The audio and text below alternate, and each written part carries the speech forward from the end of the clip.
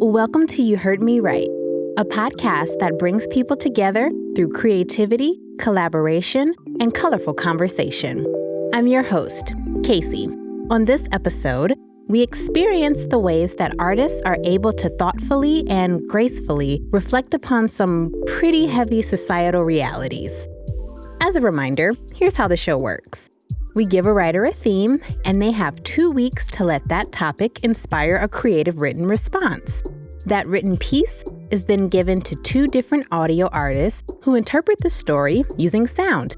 After that, we all come together and discuss the creation process and the world we live in. The theme for today's episode is Live, which could have also technically been interpreted as live. We'll find out which direction our guest writer chose to explore right after this message. Coming to the stage first is our writer, Ibi. Hi, I'm Ibi Owolabi. I am a Black woman. I am a director and collaborator here in Atlanta. Something that I always carry with me is take you wherever you go, which is essentially talking about keeping your essence and keeping what makes you you, even when you're going through experiences that can change you fundamentally. I think it's very important as a creative person to keep true to yourself. So that's my life philosophy right now. So when I was approached to look at this topic, I did see that I saw that it was like LIVE. So I was like, okay, this can be live or this can be live. It made me think about both the performative aspect of being live and then living. And so that's why I chose the subject that I did. Ibi's poem is entitled, Girls Just Want to Have. What's the ransom on a Black woman's continued life? What amount would make it right? Is it $12 million or the sum of the drywall and the crown mold accepting the hot metal missiles intended for another vessel? Would that suffice? Could we bargain if we stayed up all night to possibly be safe between the hours of 1 a.m. and midnight? Maybe then we wouldn't check twice before breathing and living in your vicinity. They proclaim our divinity while laying flowers at our performative graves. They put on a brave face and use grace to accept clout on our behalf. They wear shirts with one of our very last smiles and let the world know they plan to post a black square every Tuesday until you are aware. The price has not been set. Will somebody give us a ballpark? A going price for the life of a Black woman? When she don't sing no more, is she still a human? Is there anything else that will appease those pursuing the dogged consumption of her existence? If words and marches and blood and gas and dark and glass and fear and pain and pleading is all in tumultuous vein, what could you gain to look and see a Black woman for who she is, without disdain or a consuming desire to improve your life at the cost of... What price can a Black woman pay to guarantee she will live? How much extra is it to be protected? With tax, could she keep her hair? With gratuity, could she love her skin? If you attach a premium, could she believe in herself without opposition? For just a few dollars more, could she be defended? If she pays yearly, could she keep her name off of T-shirts, seminars, college courses, shoes, Instagram captions, Twitter hashtags, thirst pics, Hulu documentaries, gentrification schemes, and the internet's apathy? Will the currency of our protests rouse the interest of our self-proclaimed allies? Or will mimicking our cries help them claw into ledges composed of our beseeching hands? As it stands, Black women have insufficient funds to buy out the world. We cannot afford to buy our image back. We cannot afford to buy a piece of humanity, and we cannot afford safety. The amount of money made by those who fight to own these parts of our life is a high that they will never forfeit. Money and infinite with no trails of regret, so we can't pay it yet. It's so interesting for me being Black in modern day America sometimes. It kind of feels like turning on the television and seeing Shonda Rhimes and Donald Glover and Ava DuVernay and saying to myself, wow, that could legit be me someday. But then changing to a different channel and seeing Breonna Taylor and Botham Jean and Elijah McClain and saying to myself, wow, that could legit be me someday. The duality is sometimes both fascinating and frightening. Speaking of duality, Our two audio artists used their craft to respond to Ibi's poem from their unique perspectives. First up is Fuji. Hi, my name is Fuji Fujimoto, and I am a musician, composer. My main instrument, as of the last many years, is electric bass. I started out on piano as a child and played trombone for maybe about 10 years through middle school, high school, and part of college.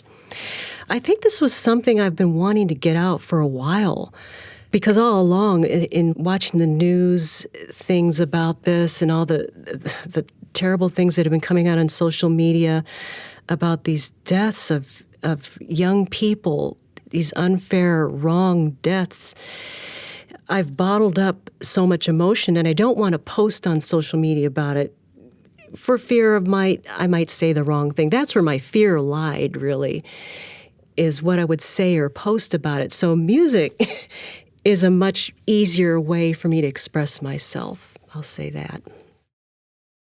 Fuji's musical response is entitled Soul Rising.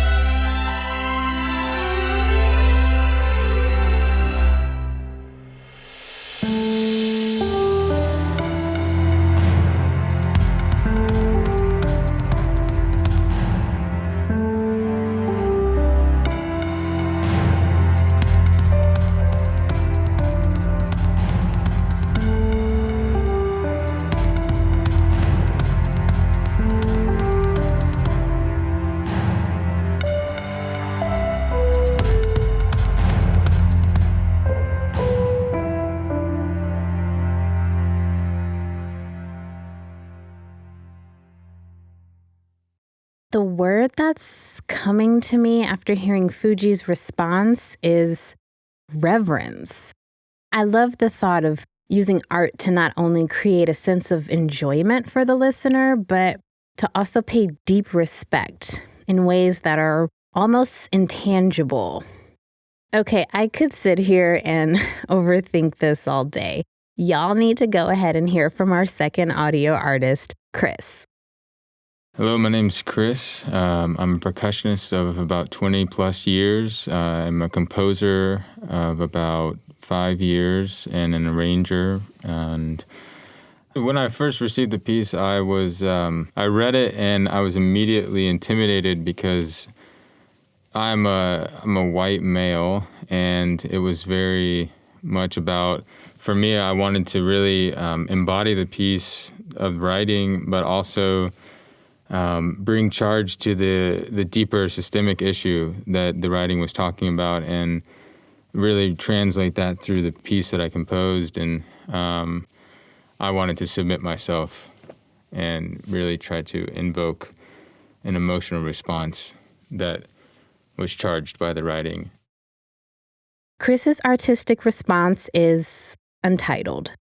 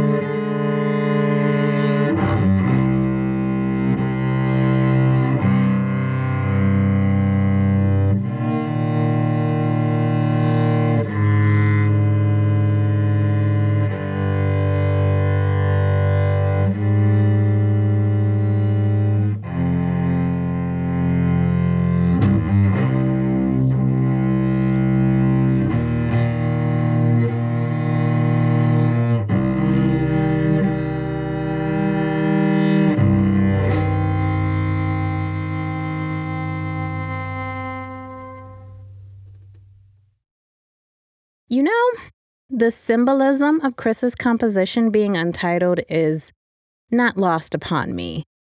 There's just so much going on that seems almost impossible to try to even begin to define. But fortunately, these three incredible artists are brave enough to dive into a discussion about all of the challenges that we're facing and so much more right after this break.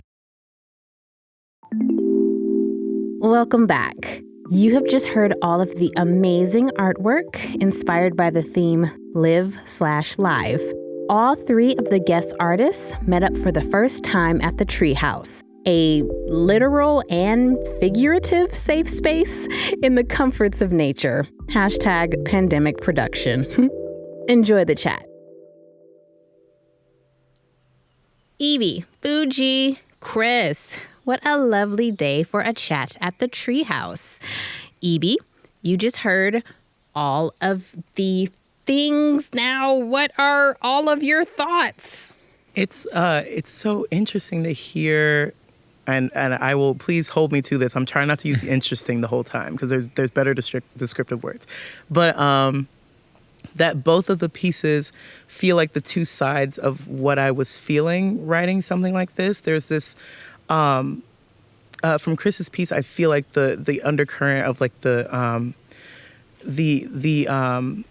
disrest and the kind of uncertainty that I was feeling a lot when I was writing this piece.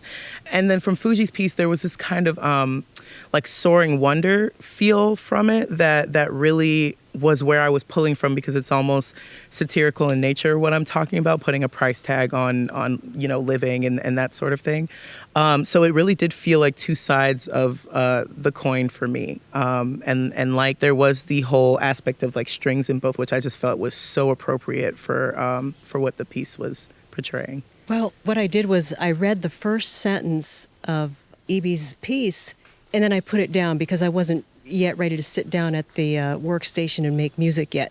But it hit me like a ton of bricks. I said, oh man, I've got to just be ready for this. So when I was ready, I read the rest, and I agree that the biggest thing that came up for me that I was trying to draw out sonically was the dignity of this person who maybe perished in an unfair, tragic fashion. All the while trying to address the dark part, but in the end, that little poof you hear in the middle of the piece, to me was her spirit dispersing, but then coming back down to remind us that there is always dignity. Yeah, I would say, when I first saw it, I said this earlier, but yeah, I was definitely intimidated. I wanted to do it justice, I was like, dang, I'm this like white dude, and like I'm talking about civil unrest, but I wanted to, to me it was heavy. It was heavy, but in the middle of like the piece, I wanted to give this sense of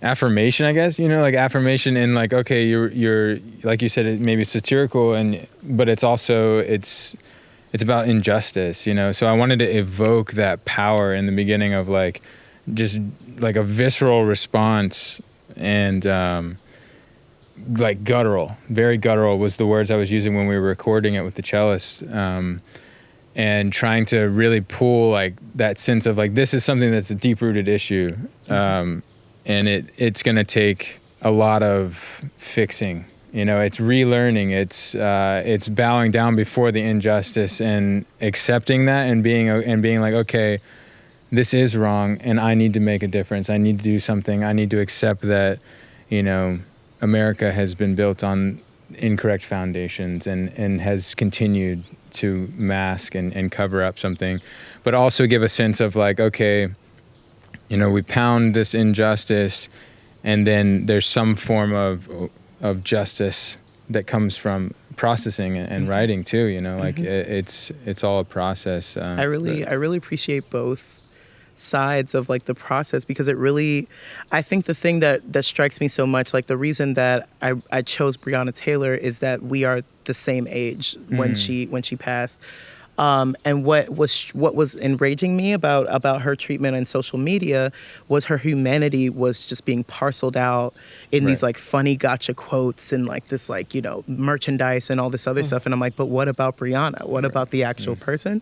And so both pieces to me were so great in the way that they presented this multifaceted emotional journey with what I wrote. It really feels like they are the companion to what I wrote. So I thank you both. Oh, you're welcome. Thank you. That was you. Yeah, absolutely. If I might add a little bit, is that okay? Oh, I'm not even here. Okay. I just, about the social media part, again, reading it on a paper I print out, I like to print things out so I can feel them. It's like receiving a letter.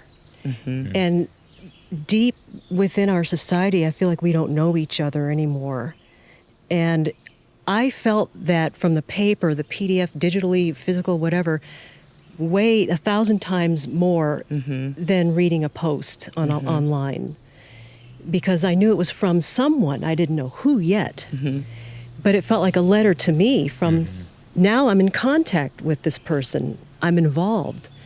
So it just hit me very hard in that way. It was pretty much a one-shot thing for me. I wanted it to be real and raw. And I have a strong tendency to want to decorate things and beef up. And I didn't want it to become a musical project or a recital piece or something. I just want to let it be my feeling in music, bam, and then stop. Right. So. Yeah, I would. I think it was about the same for me. I mean, this does come from a piece. I'm working on a bigger piece called "Silence is Sickness," and wanting, it's not like a. I don't know. It's kind of thinking about an introduction to that. Thinking about, okay, well, if I'm silent, yet I have privilege, what am I doing?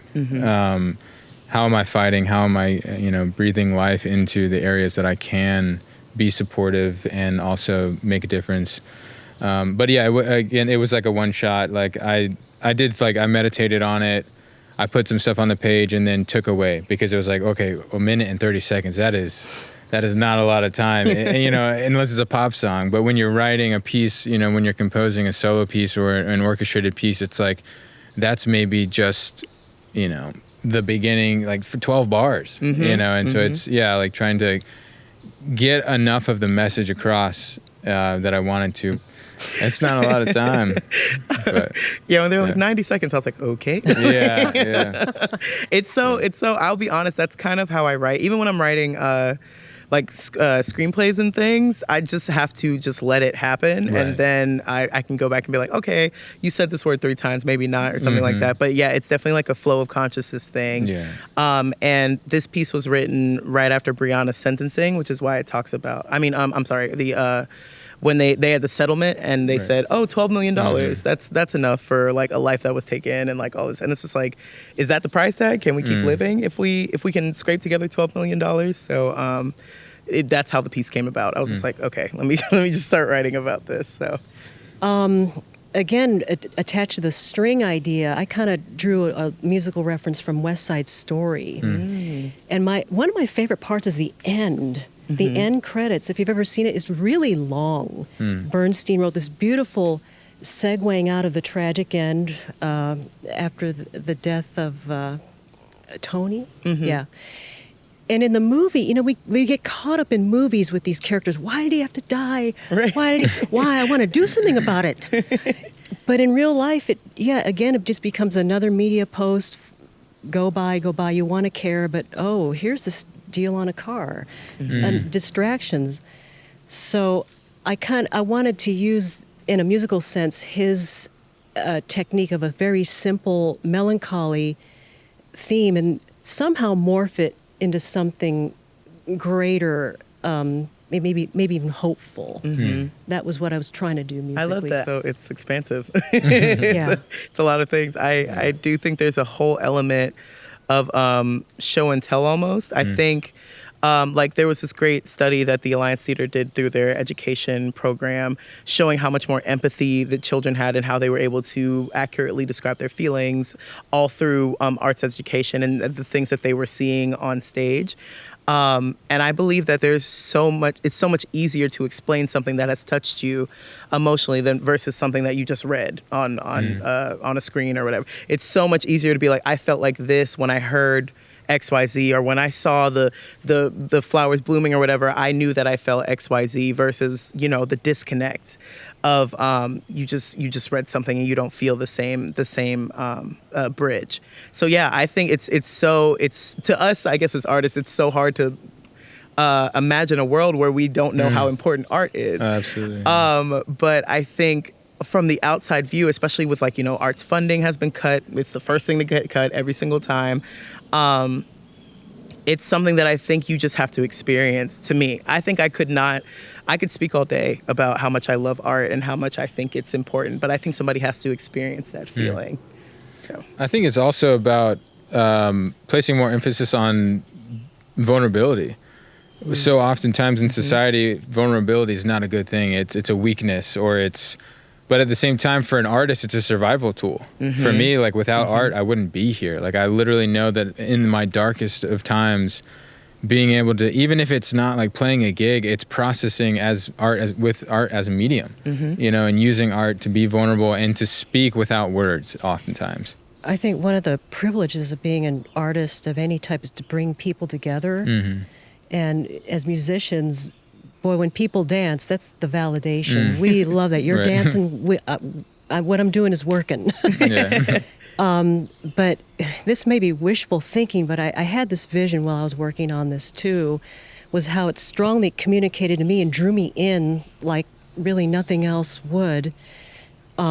It's like, you have arts programs in even churches, right? Instead of all this division, why not two different types of churches and their arts departments get together and say, let's build something together, a little drama skit around stuff like this so we can work it out, so we can hear all the voices. What is everyone afraid of? What's this one trying to say that we haven't heard? And let's see if we can bring our two congregations together. Absolutely. Artists can make a bridge out of anything. We can make a connection out of anything. We can find a commonality. It's not even just the beauty. We can find the sadness. Sometimes we can find any emotions that connect so many different subjects and bring them to a common place. And that's something that I think you learn from doing art, from appreciating art and consuming it. So. Yeah, and I think it's because you have to be vulnerable. How you can't create, it's not you can't create art. I won't say that, but good art is often understanding how to pull from the inside what you're trying to communicate. But it comes from an experience. It comes from somewhere inside of you, and you have to be vulnerable and okay with, exercising that. It's like we're around strangers. Do we want to be vulnerable? Do we want to be an open book? But when we're creating art, when we're creating music, when we're storytelling, whether you think you are or not, you are being vulnerable because you're listening, you're communicating through a common source. I might even assign myself a project like this, just as an exercise to get out that feeling in hopes of bringing people together. Love that. Let's all make more art with strangers. Why not? Tune in to the next episode of You Heard Me Right, where an actor, EDM artist, and eco-conscious designer study for a test that's really difficult to pass. We'll hear you later.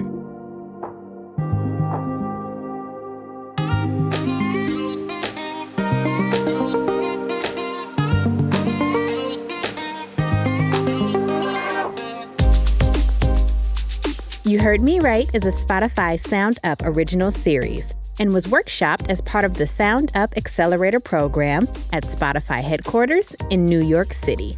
From Could Be Pretty Cool Productions, this episode was produced and edited by Casey Willis, with help from Cooper Skinner and Jacob McCoy. Mixing and sound design by Cooper Skinner. Our executive producers are Casey Willis, Cooper Skinner, and Lexi McKay. Our writer and story editor is Caroline Baxter, and our production accountant is Simone Brown. Special thanks to Greg at Listen Up Audio, Kanye Willis, Remy, and Bima. From Spotify, executive producers Gina Delvac, Baron Farmer, Natalie Tulloch, and Jane Zumwalt. For more information about today's guest artists, visit us at heardrightpod.com or follow us on IG at heardrightpod. Thanks for listening.